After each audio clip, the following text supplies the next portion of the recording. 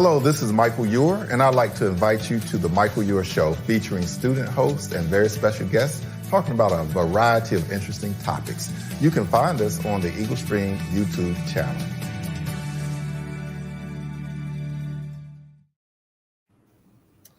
Hi everyone, and welcome to this week's episode of the Michael Ewer Show. Today we are going to be having an interactive discussion with women in STEM. But before we go any further, I'd like to show a video by the Care Center from Wake Tech. So Jerry?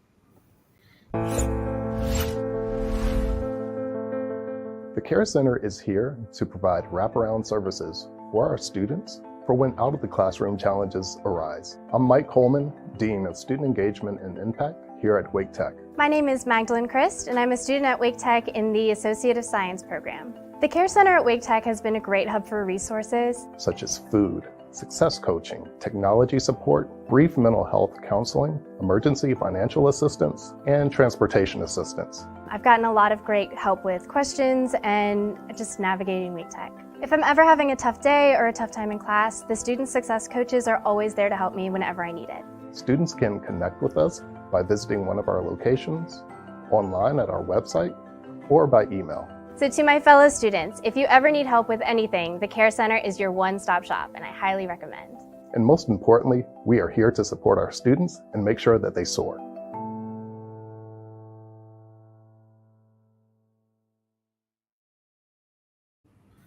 All right, and thank you. That was a video by the Care Center. For any of you students out there watching, if you ever need any help with anything at all, feel free to stop by the Care Center. Okay, so today I have with me Miss Muffy Vestal, Jenny Aguilera, and new face, Marjorie. Like I said, today we'll be having an interactive discussion featuring certain women in STEM, including Jenny, Muffy, and Marjorie. But before we go into that, I'm going to ask Jerry, who is backstage, to put some web pages in the chat, and that's going to be the websites for Wake Tech's Associate in Science, their Associate in Engineering, and the Career Services. So if you guys want to check those out, they're going to be in the description below. And then we are going to play some videos by the Associate in Science and Associate in Engineering, respectively. Want to build a career in STEM, science, technology, engineering, or math? You can, with an Associate in Science degree from Wake Tech. STEM fields are some of the fastest growing, most in-demand careers in the country and across the globe. An Associate in Science degree from Wake Tech will give you the foundation to pursue further education at one of the many UNC system colleges with a seamless transition. Our faculty will help you learn how to communicate and operate in a collaborative learning environment while encouraging you to develop your critical thinking skills and independence. Our resources and support services are designed to meet the needs of our culturally diverse student population and optimize each individual's potential. With on-campus, online, and hybrid programs, it's never been easier to start your education and career journey with Wake Tech.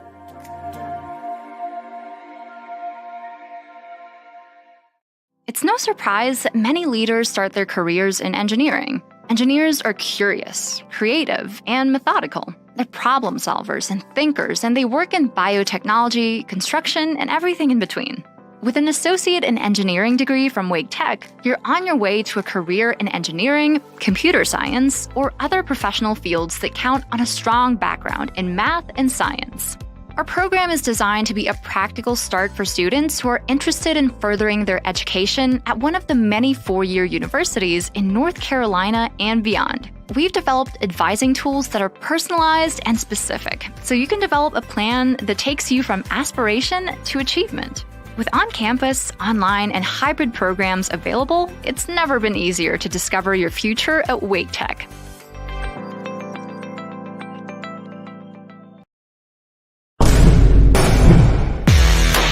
We can help you land the job you want and jumpstart your career. Here are 5 foolproof tips to help you get ready for your future. Tip number 1, get your resume in shape. Wake Tech's career specialist can help you make sure your resume is polished, professional, and up to date. Tip number 2, practice your elevator speech. What's that? It's you, the Wikipedia version, that highlights your skills and experience and leaves potential employers wanting to know more. Tip number 3, prepare for your interview. Research the company and come up with relevant questions to show you're interested and that you've done your homework.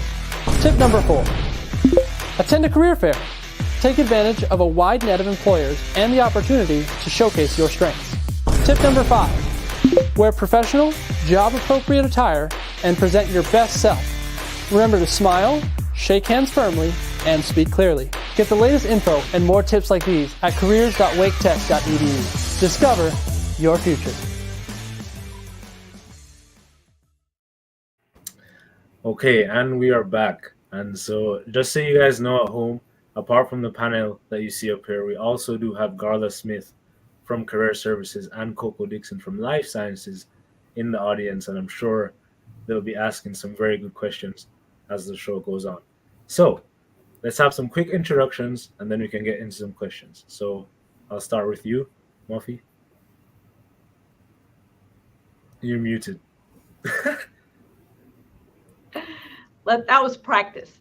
My name is Muffy Vestal, and I'm the department head for design and construction technologies right here at Wake Tech. Had to read it right off my business card.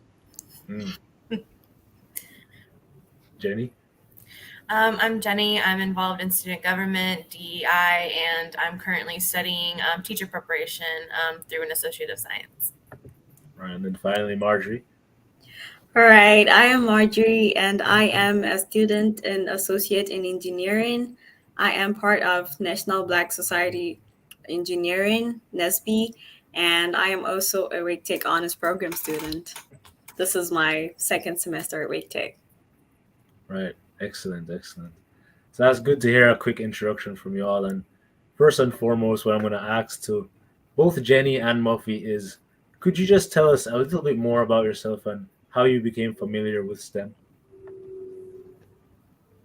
We could start with either one, whichever one of you. Go ahead, Jenny.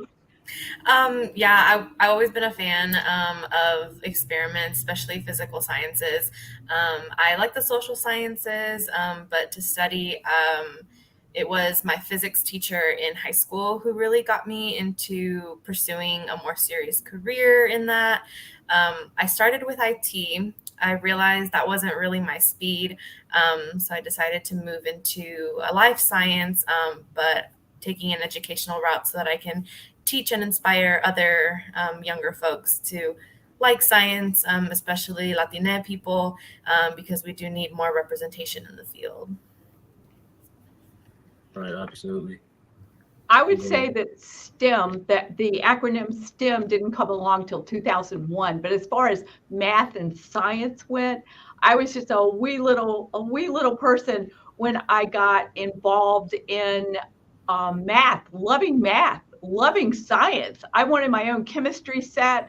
And I think my 6th grade teacher said it best. I kept that paper for, I don't want to tell you how many decades. She wrote at the top of it, Muffy, keep that keen, inquisitive mind and you will go far. And I just held on to that. That was what gave me the courage to push where other people might not want to push. Right. Yeah. And in light of Women's History Month, that's just excellent because it's great to see 2 women like yourselves that are just propelling themselves in the STEM field. All right. And Marjorie's going to ask you another question. So, Marjorie. All right, my question is directed to Ms. Murphy. Can you tell us a bit about your journey, how you became faculty and now administrator in the STEM programs? I always had a desire to help other people learn, but I didn't want that. I didn't want to be called a teacher because there were a lot of teachers in my family. I wanted to be a professor. But I never finished my PhD in nuclear engineering, to tell you the truth. I didn't finish. I lacked my dissertation, and I took this fabulous job, right or wrong, but that's what I did. And I thought that I would have to have the title professor, full professor, to actually teach in college. So when I went from industry to owning my own business and then to being an educator in a community college, that was just the most thrilling thing to find out that I had the credentials and the education to actually help other people into engineering. Amazing. Right, and I know that you must have had some incredible experiences and a great journey coming up through the STEM system. So could you just share a bit of memorable experiences that you've had over the years? Well, I always looked at myself as I looked at others in, let's say, in the classrooms. I always thought they knew more, they were better, they were going to succeed more. But I had to have that vision and that passion myself.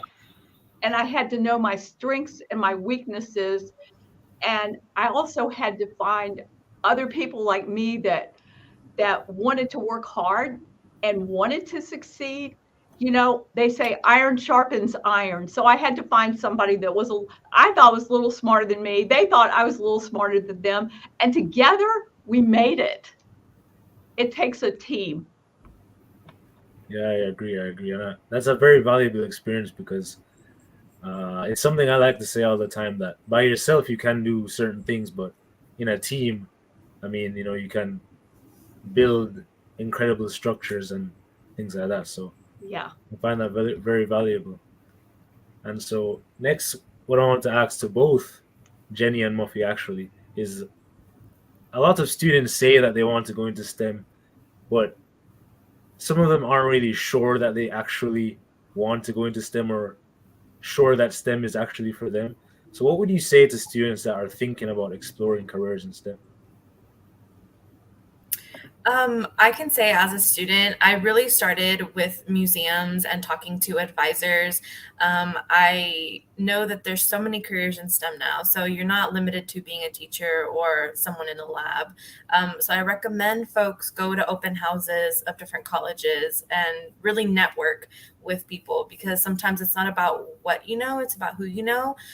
So talk to department heads, learn about the programs. If you know which type of STEM field you're specifically interested in, seek out people who are smarter than you and figure out if that's something you would want to do long term.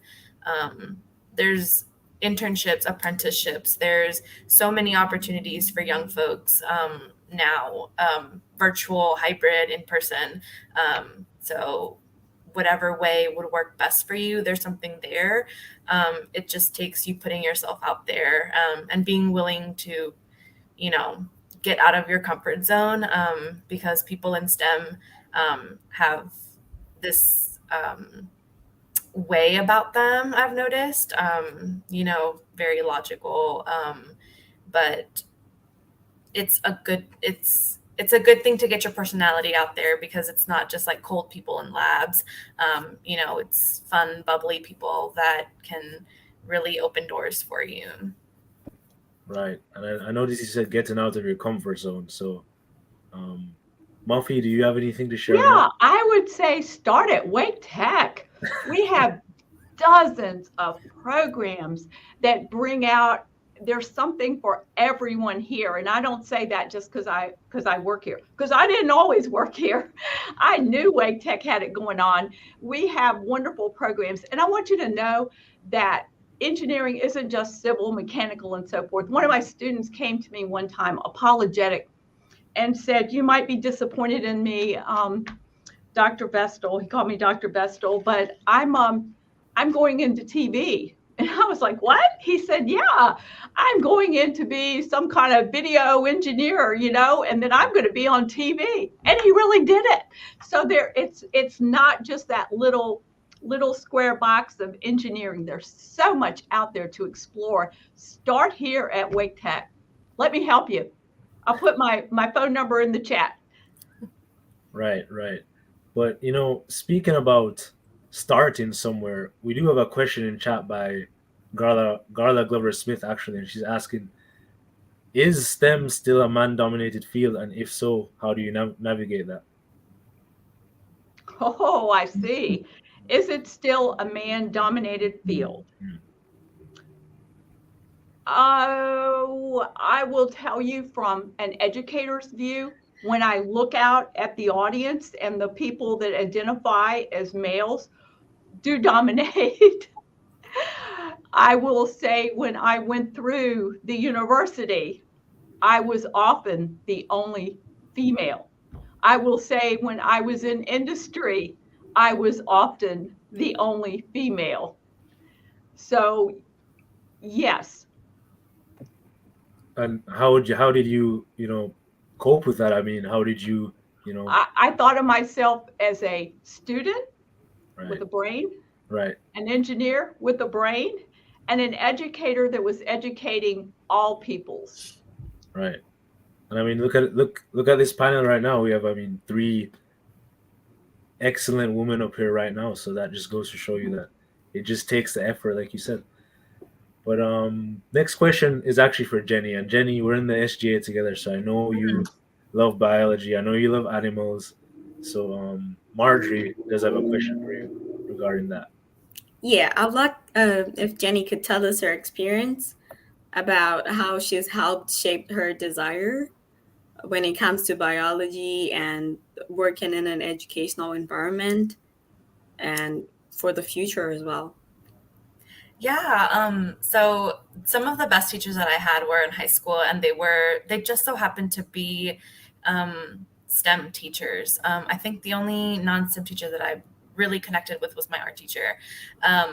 But it was them that kind of showed me how big the world was, even on the tiniest level, like in cells. So that's really where my interest is in cells and taxonomy. But through networking and connecting with different teachers and department heads, talking, connecting on LinkedIn, attending city events. I know the North Carolina Museum of Art will sometimes have the Raleigh Astronomy Club out there with their telescopes and stuff like that. And they let, people very carefully use their very expensive equipment to look at the sky and look at the stars and the planets, weather permitting. So it's really about a lot of little experiences that kind of fuel my passion and desire to really understand the world that I live in. But, sometimes being the only woman in the space can be kind of intimidating, especially with how everyone else always thinks that they know more, they know the most. But I know that's not always the case, because I know sometimes I am right, and sometimes I do know about whatever we're talking about.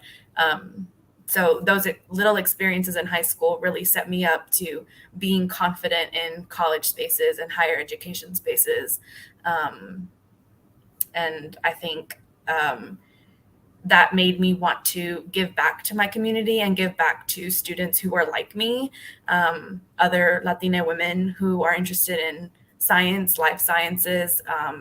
So hopefully I can be the representation for them to inspire them to then, keep repeating the cycle, because I think it's so important that we have all kinds of folks in all fields so that we can make developments that are equitable and inclusive.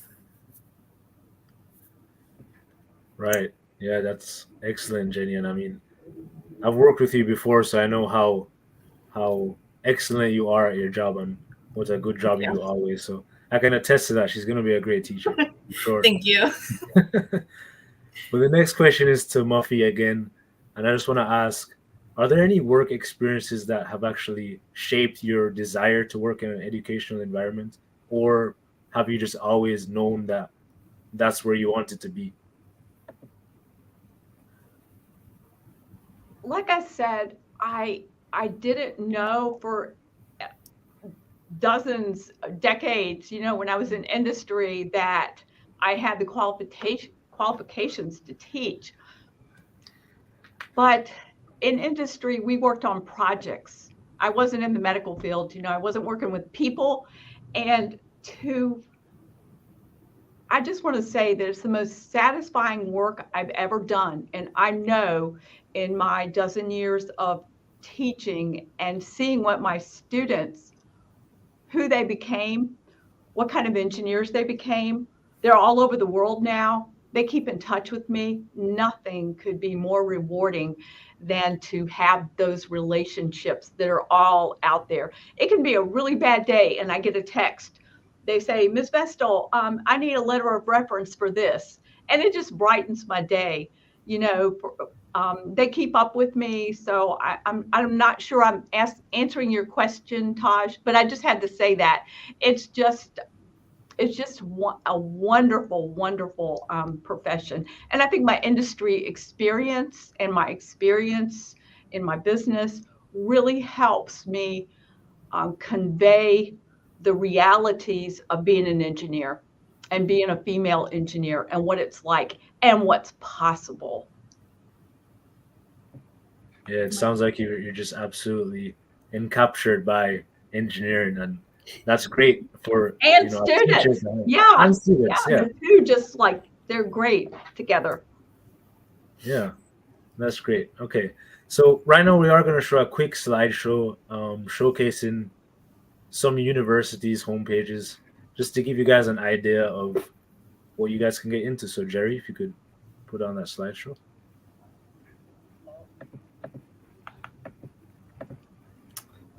Yeah, and in the light of the slideshow, well, there it is. Never mind. So this is, some pictures from ECU. Just showing you guys a quick rundown of things that they do. No more, Jerry. That's it. Okay, well, I guess if it comes back up, we'll talk about it some more. But in the meantime, what we're going to do is I'm going to ask Muffy again. Can you explain the Engineering Pathways Initiative? Because I know that, there's this... bring out my slides. That'll be great. Bring out the slides, right? Yeah. Okay, there you go. North Carolina Engineering Pathways. It's a partnership with the NC Community College System and the University of North Carolina. And that would include all the public universities in North Carolina that have the engineering degree. So next. So it's like I said, it's a joint project, but we want to build pathways for students to begin their studies at a college, just like Wake Tech, and then transfer as seamlessly as possible. So all your classes that you take here will transfer into those universities. Okay, next. Our vision, we want to clarify the pathways and courses. That articulation agreement, that's like the contract between the community colleges and the universities, and we want to build those partnerships. Okay, next. And the idea behind the engineering pathways that we started 2008, 2009 with Golden Leaf money is to create that firm foundation for minorities, females, and first-generation college students to launch their engineering dreams, careers, whatever you want to call it from. Okay, next. Here are our partners. We've got ECU, we've got A&T, we've got NC State, we've got UNC at Charlotte, and Western Carolina University. Five engineering universities with programs for engineers. Okay, these are the people behind it. We've been working for the years. There are 35 community colleges, and they're in that pictures, there are university partners. So we work with the deans, we work with the engineering, faculty and so forth. They're the ones that are helping us to grow engineering in North Carolina. We need our engineers to stay home and make the world a better place in North Carolina. Next. Could I just comment about that slide, Muffy? That's a lot of women I see in the picture. Yeah, you got it. You got it, Taj. You got it. So once again, we want to strengthen that engineering degree, creating the associates, the 2-year degree, and make it easy for folks to get into that university. And next, and there we are, engineering pathways. So I happen to be president of the community college and university organization right now, the NC Engineering Pathways. So I'm happy to answer any questions again. just give me a call. Come by and see me. Building J, North Campus. Right, and as you bring up questions, we do have a couple of questions in the chat. Two from Patricia, actually. And I do like this first one. It says, what resources do you believe maximize benefits concerning underdeserved and isolated groups who feel overwhelmed and behind at the beginning of their academic journey? And I'm assuming that's a Wake Tech. Oh, there it is. What resources do you believe maximize? Oh, they've got to reach out. They've got to have somebody they can talk to. They got to find somebody that knows that can help them. Got to make those connections. You can't do it alone. That's what I keep preaching and saying. You got to find somebody. And if you can't find anybody, you come see one of us, and we'll help you find somebody. I agree, definitely. Mm-hmm. Yeah. And she does have another question that says, what have you seen that brightens students' confidence concerning their outlook on their education and future in STEM? I think oftentimes it comes right back to those mentors that they have, those instructors that they have, because an instructor can make or break you. They got to care about you. You got to know, we've got to make our students know that we care. Mm-hmm. We care about their success. That's what we're putting all of our efforts into. That's why we're here. Yeah. I can definitely attest for that. I know you guys do the best job that you can, but speaking about networking, because I know that's very important. Jenny, I know that you're in the DEI and you're in student government, like myself. So could you tell us about some network opportunities provided for students in STEM? Yeah, so right now I know that there's a START internship program that is through an application process.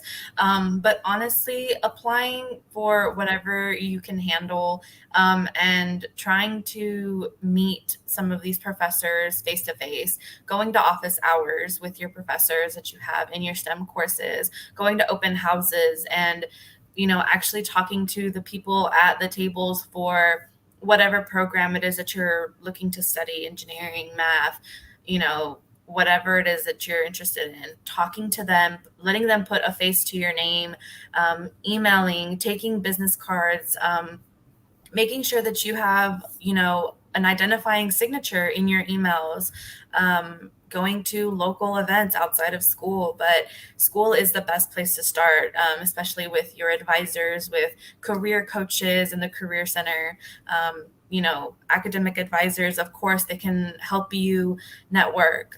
If you go to, just talking to your professors and letting them know what you're interested in, going to the Museum of Natural Science. Those are all really good and easy places to start, especially if you're already there, because they are free resources. So you don't have to pay to get your foot in the door. But talking to anybody who's already been in the field is the best place to start, in my experience, because they already know what you're trying to know. So might as well learn from somebody who's already lived it, experienced it, and might have friends that they'd like to connect you with if you're reliable and organized and, carry yourself as an academic professional. Right. And you said school is the best place to start.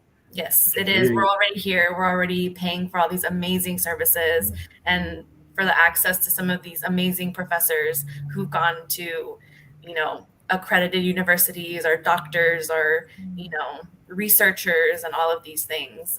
So they're more than just our teachers. They are, usually really great in their fields and recognized by their field. Yep, exactly. That's what a lot of people fail to realize, that, teachers, they're really here to help. And, but like you said, school is the first place to start. But before you can start anything, you have to pick a degree, which is why I want to ask Muffy, could you talk about the AAS degrees that are STEM related and how students can learn about those optional pathways provided through the BEST? Yes, we've got quite a few degrees. the AE will take you to associate in engineering will take you like to what most people think of as a civil engineer, right?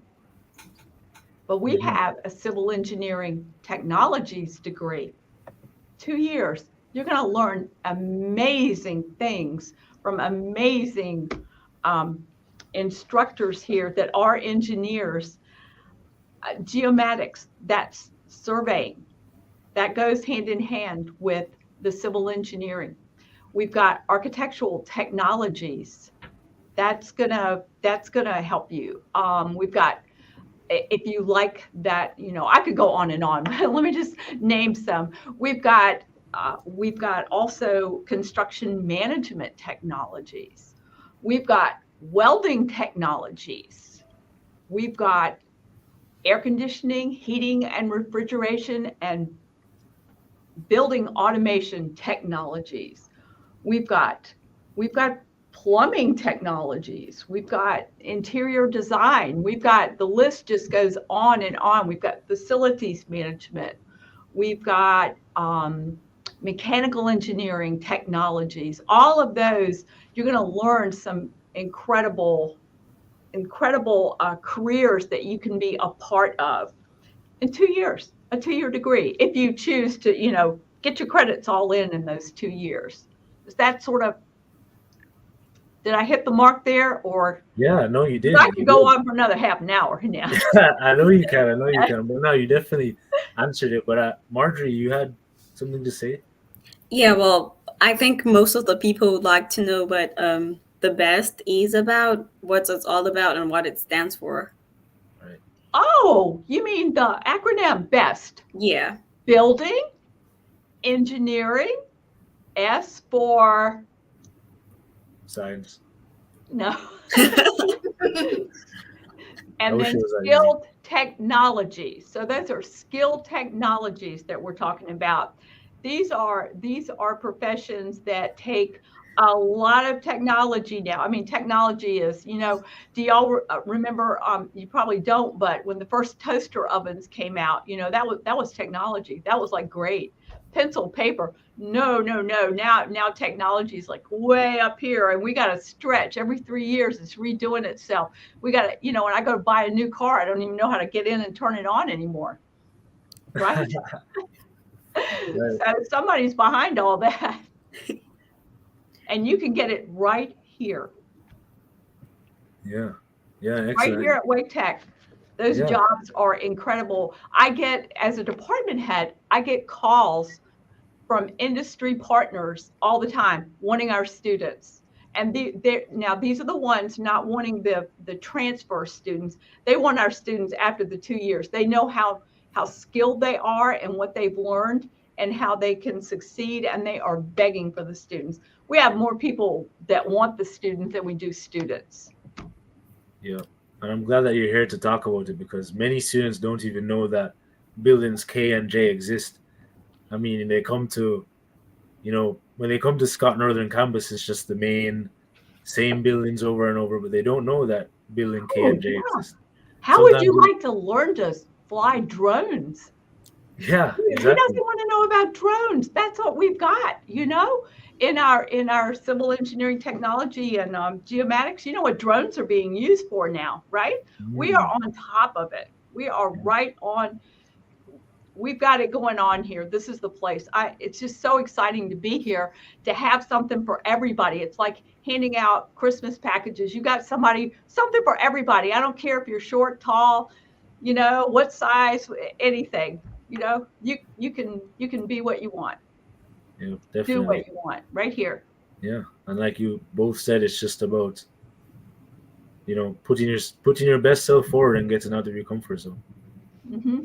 But we do have a question in chat again from Garla Glover-Smith. I really like this one, but Marjorie, you could take it. All right. It says, how important are soft skills like communication, teamwork, time management, etc. in engineering and engineering technology and other STEM career paths?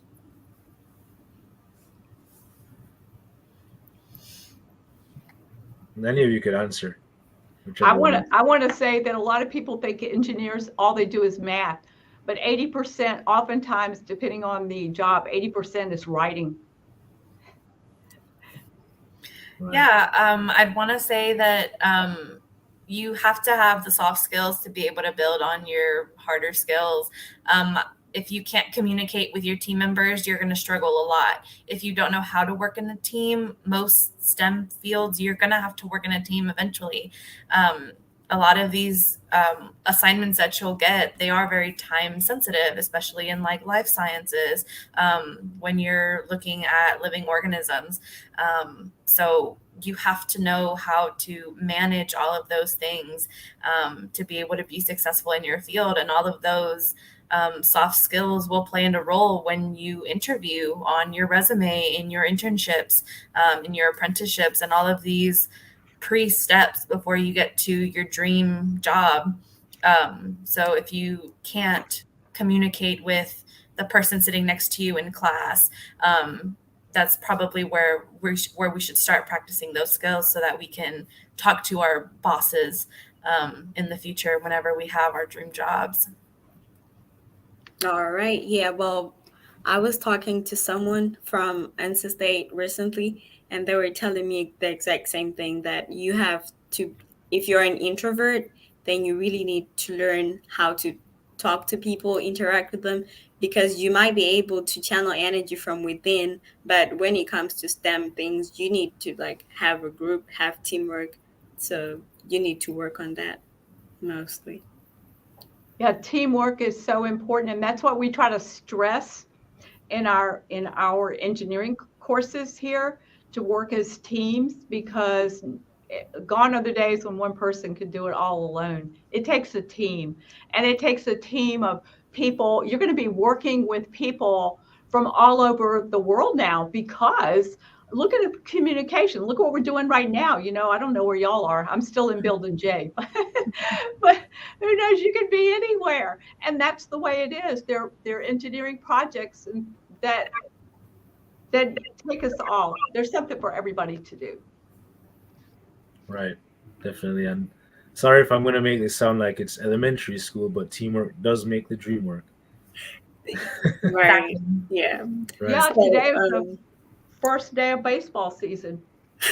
Opening day, y'all. That's some teamwork. Yeah, teamwork for sure, 100%. But unfortunately, we are coming to an end in today's show. But before we do our wrapping up, I'd like to play the open house video, which is going to be coming up later this month. So, Jerry? Did you know that the first requisite in order for you to fulfill your dreams is actually to be awake? So sleep no more. Come to Wake Tech. Here, you are going to gain the necessary knowledge in order to fulfill your dreams. So I want to invite you to our open house, where you're going to learn more about the resources and opportunity that Wake Tech has. Come to Wake Tech.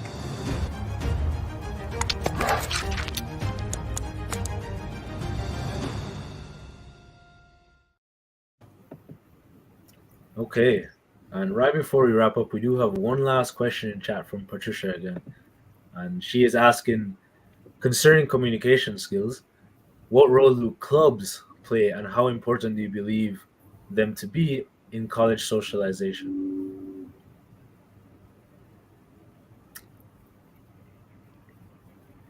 If we say clubs with a purpose, go ahead, Jenny. Sorry. Oh, I was just going to say, I think they're essential. I try to be in as many things. I'm in Spanish honors, SGA with Taj. I'm with DEI Council and their subgroups. And the only reason I'm not in a few more is because I work full time. But that's really the only chance we get as college students to really get to know each other outside of, hey, you know, what do we need to write for this discussion board? Because a lot of us are on online classes, or, you know, we work, we're, you know, doing all of these things. So I do recommend everyone at least try to look for a club or a society to be a part of. I know Marjorie is a part of a few things as well. And so is Taj. So, you know, as students, we're involved, and even this live stream that we're doing is outside of our classes, and this is social interaction. We're getting to know each other. And I think that's very, very important, especially to get used to talking to people, like Ms. Muffy said, about talking to people from all over the world once we get to those big jobs. Yeah, And great answer, Jenny. I want to say, as an advisor, a former advisor of clubs, I thought I was going to have to do all the work and tell them everything to do. Oh my goodness, the students just take over. They know so much and they're so capable. And sometimes we don't give them enough credit. And when I see what they do and the magnificent things that they accomplish and the competitions that they win and everything, it just makes me so proud to have had a little teeny bit of, help in their lives and their successes. Yeah, great answer from both of you, because it goes back to teamwork. Teamwork is so important, and being in clubs can really help you to establish relationships with people. So I think they're very important as well. But unfortunately, we are coming to the end of the show, and I just want to say we're going to do some closing comments now if you guys have any. So we can start with Marjorie. Do you have anything to say? All right. Okay. I'd like to say shout out to my NSB members, and I'd also like to thank everybody for being part of the show.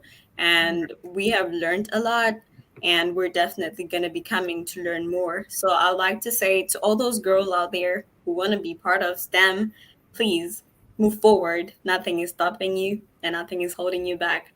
And also to thank Mr. Michael Ure. That man is a very great success coach, and he's helped me with everything. So just like what everybody was saying, if you need help, reach out and you'll definitely get it. Thank you. Yeah, Jenny? Yeah, I want to thank DEI for supporting the show. I saw their post on Instagram, so I'm super excited for them to finally have an Instagram. I also want to encourage everyone to please come to the open house on April 1st. It is this Saturday. I'm pretty sure there's a registration link. But it's so essential to go. You'll get to know different folks from career services, from clubs, from societies, from other departments, from the department that you're currently studying under. And it's a great place to meet other people who are interested and, new students that are going to be here next year. So definitely come and stop by. And if you're interested in student government, that would be the time to get your flyer to apply. We will be tabling there. But yeah, exactly like Marjorie said, to all the women out there who want to be in STEM, please, please, please, please pursue STEM. There's nothing stopping you, and there's amazing people like Ms. Muffy that will help you get to where you need to be. Thank you, Jenny and Ms. Muffy. Absolutely. Thank you for having me here tonight. I'm a little intimidated because I can't see who I'm speaking to, but I'm loving who I'm speaking with. So it's been so wonderful to meet the three of you all, and I have to thank Mr. Ure. And if I can ever do anything to help anybody that's out there listening, look me up, Building J, Muffy Vestal.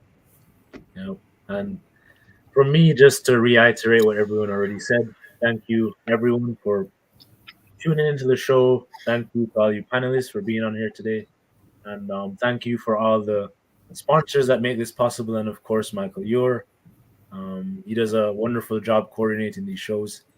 And, yeah, that should be a wrap. But we'll see you guys on the next show. Thank you.